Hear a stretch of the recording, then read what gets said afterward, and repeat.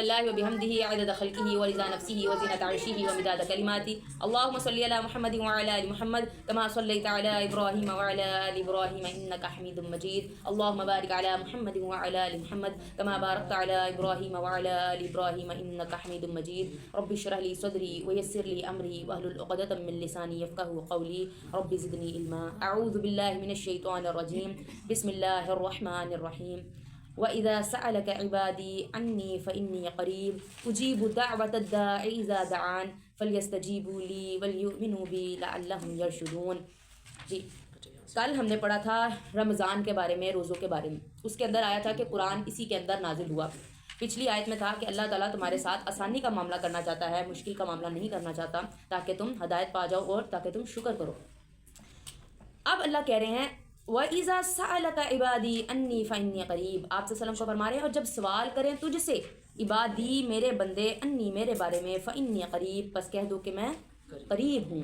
اب یہ اللہ تعالیٰ نے سارے کہہ لیں کہ رستے بلاک کر دیے وسیلوں کے،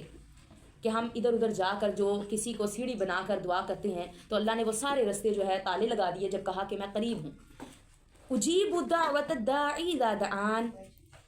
میں پکارنے والے کی پکار کو سنتا ہوں جب وہ مجھے پکارتا ہے۔ اجیبو، میں سنتا ہوں دعوت الداعی، پکار کو، داعی کہتے ہیں پکارنے والے کی، اذا دعان جب وہ مجھے پکارتا ہے، فَلْيَسْتَجِيبُوا لِي وَلْيُؤْمِنُوا بِي، میرا حکم مانو، بس چاہیے کہ میرا حکم مانو، وَلْيُؤْمِنُوا بِي اور ایمان لاؤ مجھ پر، میری بات مانو، لَعَلَّهُمْ يَرْشُدُونَ تاکہ وہ ہدایت پا جائیں۔ اللہ تعالیٰ کہہ رہے ہیں بس ان کو چاہیے کہ کیا ہے، میری بات ان کو کہو۔ یہ آپ صلی اللہ علیہ وسلم کو کہہ رہے ہیں، آپ صلی اللہ علیہ وسلم سے کہ اگر کوئی پوچھیں کہ اللہ کہاں پہ ہے تو کہیں کہ اللہ تعالیٰ قریب ہے، اور جب وہ کوئی بھی پکارنے والا پکار کرتا ہے تو اس کی پکار وہ سنتا ہے، اور کیا ہے کہ ان کو چاہیے، ان کو کہیں کہ میرا حکم مانیں اور میرے پر ایمان لائیں تاکہ وہ ہدایت پا جائیں، کہ اگر اس طرح نہیں کریں گے تو پھر میرے سے جو ہے نا اس کی امید نہ رکھے۔ وہ ایک حدیث ہے نا کہ کوئی ایسا مسلمان ہو جو اٹا ہوا آئے اس کے ساتھ اور بڑے برے حال میں ہو، اور آ کے اللہ تعالیٰ سے کہے کہ اللہ میری یعنی کہ دعا قبول کر، ہر بڑا اس کا برا حال ہوا ہو، اور پھر جو ہے وہ کہے کہ اللہ میری دعا قبول کر، اور ایسا ہو کہ اس کا پہننا بھی حرام کا ہو، اس کا اوڑھنا بھی حرام کا ہو، اور اس نے جو کھاتا ہے وہ بھی حرام کا ہو، تو پھر وہ کیسے سوچ لے کہ اس کی اللہ دعا قبول کر لے۔ یہ ایک حدیث کا مفہوم ہے کہ ہمیں پہلے اللہ کا حکم ماننا ہے، پھر ہماری دعائیں بھی قبول ہوں گی۔ اور آپ سے فرماتے ہیں نا اللہ ہر شخص کی دعا کو قبول کرتا ہے تب تک جب تک وہ یہ نہیں کہہ دیتا کہ اللہ تو میری دعا سنتا ہی نہیں۔ ہم ابھی دیکھ رہے ہیں کہ صحابہ کرام نے کتنے سال پہلے دعائیں کی اور کتنے سال بعد جا کے وہ دعائیں قبول ہوئیں۔ آگے جا کے ہم نے اور پڑھنا ہے گہرائی میں کہ جو ہے انبیاء کرام کو بوڑھے ہونے پر جو ہے نا ان کی دعائیں قبول ہوئی جو انہوں نے جوانی میں مانگی تھیں۔ تو اس طرح سے ہمیں دعا بس مانگتے رہنا چاہیے۔ یہ صحابہ کرام کو فکر ہوا کرتی تھی، وہ کہتے تھے ہمیں یہ نہیں فکر دعا قبول ہوتی ہے کہ نہیں، ہمیں یہ فکر ہوتی ہے دعا کرنے کی توفیق ملتی بھی ہے کہ نہیں، کہ دعا کرنے کی توفیق کی دراصل یہ ہے کہ آپ کی اللہ دعا قبول کرنا چاہتا ہے۔ احل لکم لیلۃ الصیام الرفث الی نسائکم، حلال کر دی گئی تم پر راتیں روزوں کی رغبت اختیار کرو تم اپنی عورتوں کی طرف۔ اب اس کے اندر یہ ہے کہ پہلے یہ ہوا کرتا تھا کہ اگر کسی نے یعنی کہ روزہ کھول لیا نا، روزے کے بعد عشاء تک تو وہ اپنی بیوی کے پاس جا سکتا تھا، لیکن اس کے بعد جیسے عشاء کی نماز پڑھ لی یا اس کا کھانا کھا لیا اور عشاء کار سو گئے، یعنی کہ یا تو عشاء کی نماز پڑھ لی یا پھر سو گئے اور اس کے بعد اٹھے تو اس کے بعد وہ بیوی کے پاس نہیں جا سکتے تھے۔ تو اس طرح سے پھر کیا ہے اللہ تعالیٰ نے یہ بڑا مشکل ہو گیا تھا لوگوں کے اوپر اس وقت، تو یہ شروع اسلام کی بات ہے۔ پھر اللہ تعالیٰ نے وہ منسوخ کر دی اور کہا کہ پوری رات تمہارے اوپر ہے حلال، تم کھا پی بھی سکتے ہو۔ اس میں یہ تھا کہ اگر آپ سو گئے ہیں نا تو سونے کے بعد آپ کا روزہ بھی اگلا سٹارٹ ہو گیا، اور میں نے یہ پہلے بھی بتایا تھا کہ وہ اگلا روزہ ان کا سٹارٹ ہو جاتا تھا، تو پھر جو ہے نا ان کے اوپر ایسی حرام ساری چیزیں جو روزے کے دوران ہوتی ہیں وہ ساری چیزیں حرام ہو جاتی تھی۔ تو نہیں، وہ اس سحری بالکل نہیں، وہ جو رات کا کھانا کھایا اسی سے آگے سٹارٹ، آپ سو گئے ہیں، سو کے اٹھے ہیں، جب بھی اٹھے ہیں آپ کا روزہ اگلا سٹارٹ ہے۔ تو یہ تو اب آپ صلی اللہ علیہ وسلم نے کہا نا کہ سحری کرو، اس کے اندر برکت ہے، چاہے تم ایک کھجور کے ساتھ ہی کیوں نہ روزہ رکھو، لیکن سحری کرنی چاہیے، اس کے اندر برکت ہے۔ تو پھر اللہ تعالیٰ نے یہ منسوخ کر کے کہا کہ اب راتیں تم پر حلال کر دی گئی ہیں، اس کے اندر کھاؤ بھی پیو بھی اور اپنی جو ہے اسپاؤس کے پاس بھی جا سکتے ہو۔ ہن لباس لکم وانتم لباس لہن، وہ تمہارے لیے لباس ہے اور تم ان کے لیے لباس ہو۔ اب یہ ورڈ کہہ کے اللہ تعالیٰ نے یہ کر دیا کہ ان کی ہر طرح کی یعنی کہ ہمارے جو ہے چھپی ہوئی چیزیں چھپاتا ہے ہمارا جو لباس ہے، لباس ہمیں جو ہے عزت دیتا ہے، تکریم دیتا ہے۔ تو اس لیے جتنا خوبصورت آپ رکھیں گے، جتنا اس کو رکھیں گے اتنا ہی آپ کا جو ہے رشتے کو جتنا خوبصورت جتنا بنا سنگا کر رکھیں گے اتنا ہی جو ہے نا اچھا ہوگا۔ اب اس طرح سے دیکھیں کہ آپ نے ہر اپنے ساتھی کی بری بات، کوئی آپ کو پتہ ہے کوئی ایسی چیز ہے کوئی بات پتہ ہے وہ آپ نے کسی کے سامنے کھولنی نہیں، کیونکہ لباس ہے، لباس ایک دوسرے کو تو پتہ ہے، کیونکہ ایسا یہ رشتہ ہوتا ہے جو انسان ماں باپ کے ساتھ بھی وہ بات نہیں کر سکتا، اپنے سگے رشتے کے ساتھ بھی وہ بات نہیں کر سکتا جو ایک اپنے ساتھی کے ساتھ کر لیتا، تو اس لیے اس کے ساتھ کیا اس کو چھپا کے رکھنا ہے۔ علم اللہ انکم کنتم تختانون انفسکم، جان لیا اللہ تعالیٰ نے کہ تھے تم خیانت کرتے اپنی جانوں کے ساتھ، یعنی کہ کیا پھر تمہارے لیے بڑا مشکل تھا، پھر تم یعنی کہ اندر کے رستے تلاش کرتے تھے کہ اس طرح سے کوئی رستہ نکل آئے. فتاب علیکم، پس توبہ کی قبول کی اس نے تمہاری، وعفا عنکم اور مہربانی کی تم پر. فالآن باشروہن وابتغوا، پس اب مباشرت کرو، وابتغوا اور طلب کرو، ما کتب اللہ لکم، جو لکھ دیا اللہ تعالیٰ نے تمہارے لیے، یعنی کہ اب تم اپنے اسپاؤس کے پاس جا سکتے ہو، رات پوری تمہارے پاس ہے لیکن روزے کی حالت میں نہیں جانا. وَكُلُوا وَاشْرَبُوا، اور کھاؤ اور پیو، حتیٰ یہاں تک کہ يَتَبَيَّنَ لَكُمُ الْخَيْطُ الْأَبْيَضُ، کھل جائے، بیان ہو جائے یا ظاہر ہو جائے، یبین تمہارے لیے کالا دھاگا، من الخیط الاسود، سفید دھاگے سے، من الفجر، فجر تک، یعنی کہ رات کی تاریکی کو کالے دھاگے سے جو ہے وہ کیا گیا ہے کہ رات کا جو ہے اندھیرا صبح کے اندھیرے سے جب ظاہر ہو جائے، اور صبح کی روشنی سے، سفید روشنی اس کو بولا گیا ہے سفید دھاگے سے، فجر تک، تب تک آپ کے لیے کیا ہے، کھانا پینا حلال ہے. ثم اتموا الصیام الی اللیل، پھر پورا کرو اپنے روزے کو رات تک، یعنی کہ مغرب کی اذان تک اپنے روزے کو پھر پورا کرو، فجر سے لے کر مغرب تک. ولا تباشروہن وانتم عاکفون فی المساجد، اور نہ تم مباشرت کرو وانتم عاکفون، اور ہو تم اعتکاف کرتے، فی المساجد، مسجدوں میں. اب یہاں پہ آیا کہ جب تم اعتکاف کی حالت میں ہو تو تم اپنے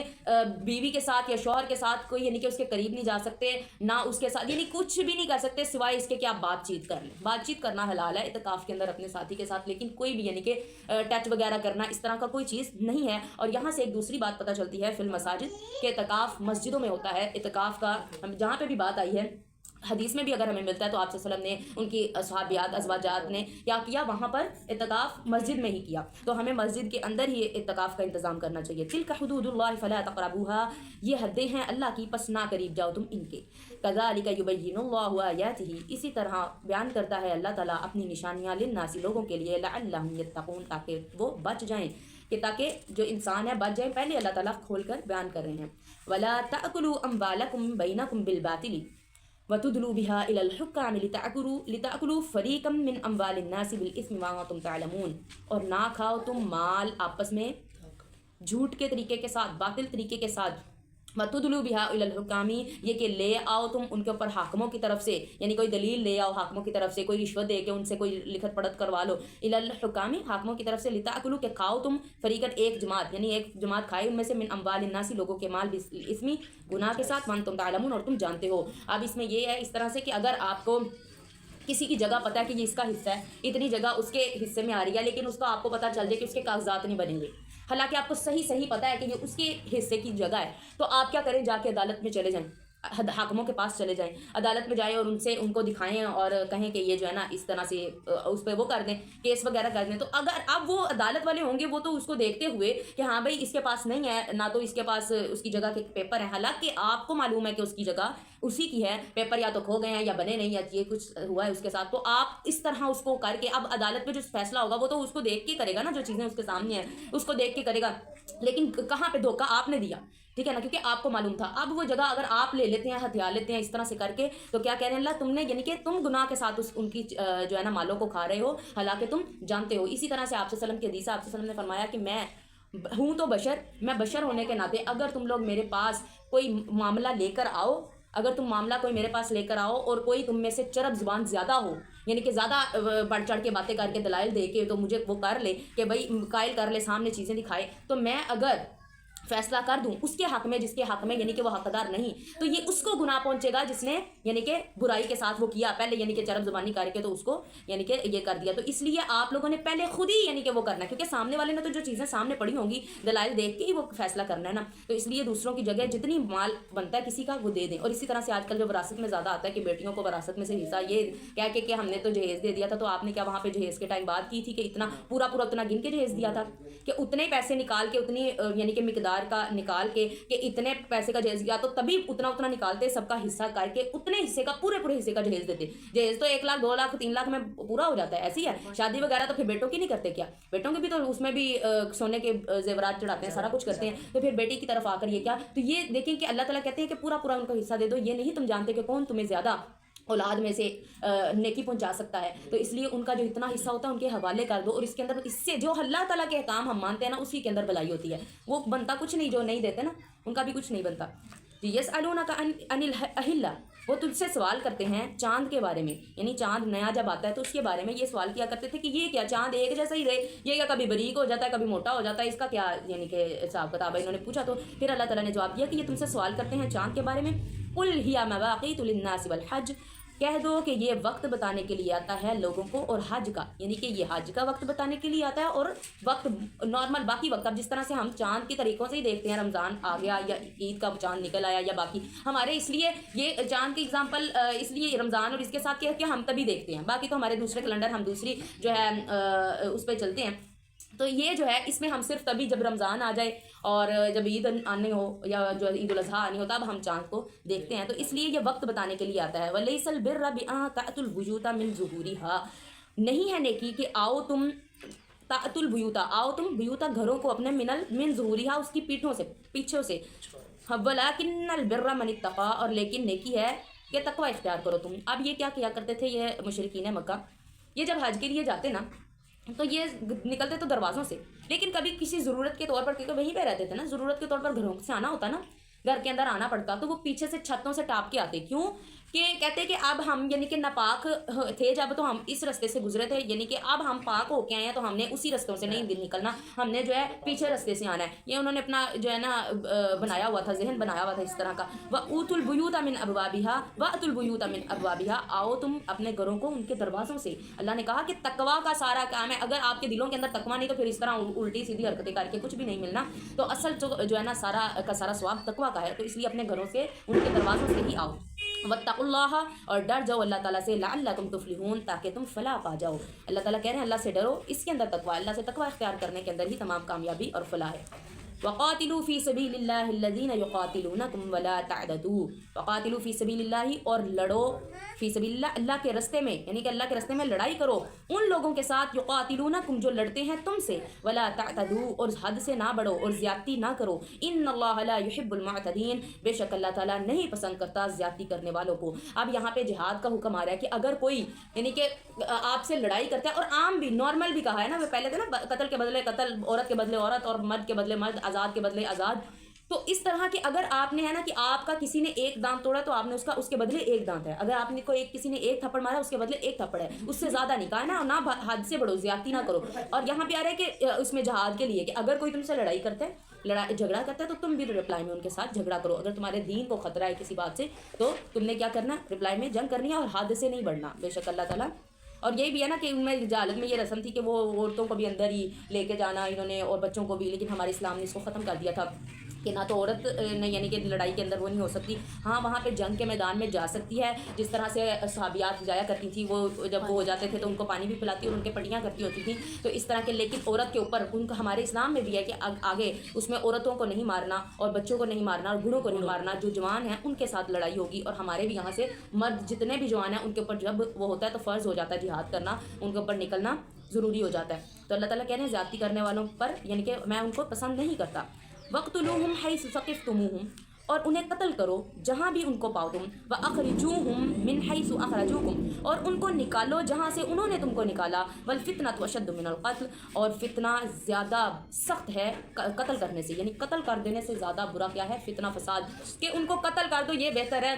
کہ وہ فساد پھیلاتے پھریں دین، اگر ان کو چھوڑ دو گے ایسے ہی تو جو ہے نا وہ فساد کریں گے، دین کو برباد کریں گے، تم لوگوں کے ساتھ جو ہے نا اس طرح سے جڑیں کاٹیں گے، جس طرح سے یہ منافقین بھی اور یہ کافر بھی سارے جڑیں کاٹتے تھے، تو یہ چیز وہ جو ہے زیادہ سخت ہے قتل کرنے سے، اس لیے قتل کر دو۔ وَلَا تُقَاتِلُوهُمْ عِندَ الْمَسْجِدِ الْحَرَامِ، اور نہیں لڑائی کر رہو تم، یعنی کہ عند المسجد الحرام، مسجد حرام کے قریب، وہ کیا ہے لڑائی نہ کریں مسجد حرام کے قریب، حَتَّى يُقَاتِلُوكُمْ فِيهِ، یہاں تک کہ وہ تم سے لڑے،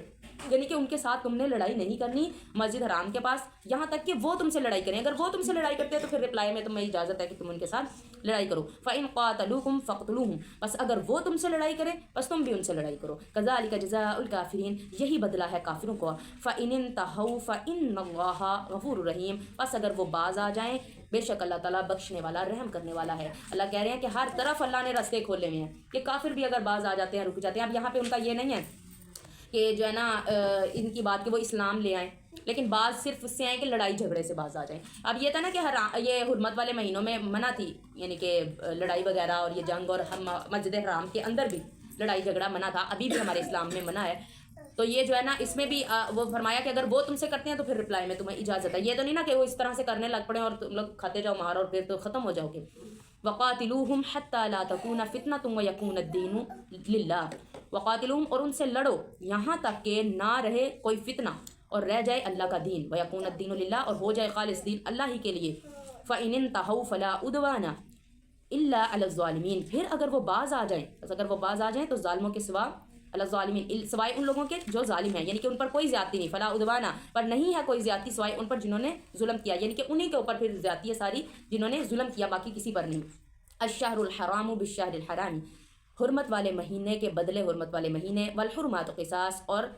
حرمت والے مہینوں کے میں ایک دوسرے کا بدلہ لینا. فمن اعتدى علیکم فاعتدوا علیہ بمثل ما اعتدى علیکم. پس جو تم پر زیادتی کرے پس تم بھی اس پر زیادتی کرو. ما اعتدى علیکم پس تم بھی اس پر زیادتی کرو اسی کی طرح کی. بمثل ما اعتدى اسی کی مثل. واتقوا اللہ اور ڈر جاؤ اللہ تعالیٰ سے. ان اللہ مع المتقین بے شک اللہ تعالیٰ جاننے والا ہے. وعلموا اور جانتا ہے اللہ تعالیٰ بے شک اللہ ساتھ ہے متقین کے, متقی پرہیزگاروں کے. اب یہاں پہ یہ تھا کہ یہ کیا کرتے تھے جو حرمت والے مہینے تھے نا, یہ حضرت ابراہیم علیہ السلام سے چلتے آ رہے تھے. تو یہ حرمت والے مہینہ میں نا یہ کیا کرتے تھے کہ منع تھی نا لڑائی,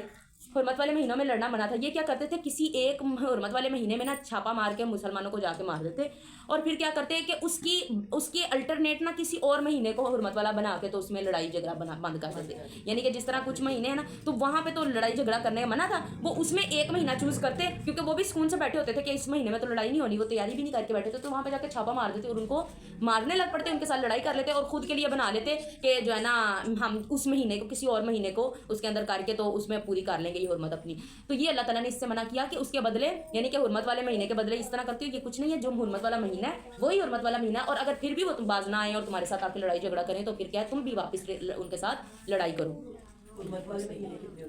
حرمت والے مہینے 4 ہیں, رجب, ذوالقعدہ, ذی الحجہ اور محرم. وَأَنفِقُوا فِي سَبِيلِ اللَّهِ وَلَا تُلْقُوا بِأَيْدِيكُمْ إِلَى التَّهْلُكَةِ. اور اللہ کے راستے میں خرچ کرو. ولا تلقوا بأیدیکم الی التہلکہ اور نہ ڈالو تم اپنے ہاتھوں کو ہلاکت میں. واحسنوا اور نیکی کرو. ان اللہ یحب المحسنین بے شک اللہ تعالیٰ نیکی کرنے والوں کو پسند کرتا ہے. اب اللہ کہہ رہے ہیں کہ اب اللہ کے راستے میں خرچ کرو اور اپنے ہاتھوں کو ہلاکت میں خود نہ ڈالو اور نیکی کرو, بے شک اللہ نیکی کرنے والوں کو پسند کرتا ہے. اللہم اجعلنا منہم, اللہ ہمیں ان میں سے بنائے جو نیکی کرنے والے ہیں. سبحانک اللہم و بحمدک نشہد ان لا الہ الا انت نستغفرک ونتوب الیک. ہمارا پیٹ پورا ہو گیا نا. آج تفسیر تھوڑی بتائیے نا ساتھ میں.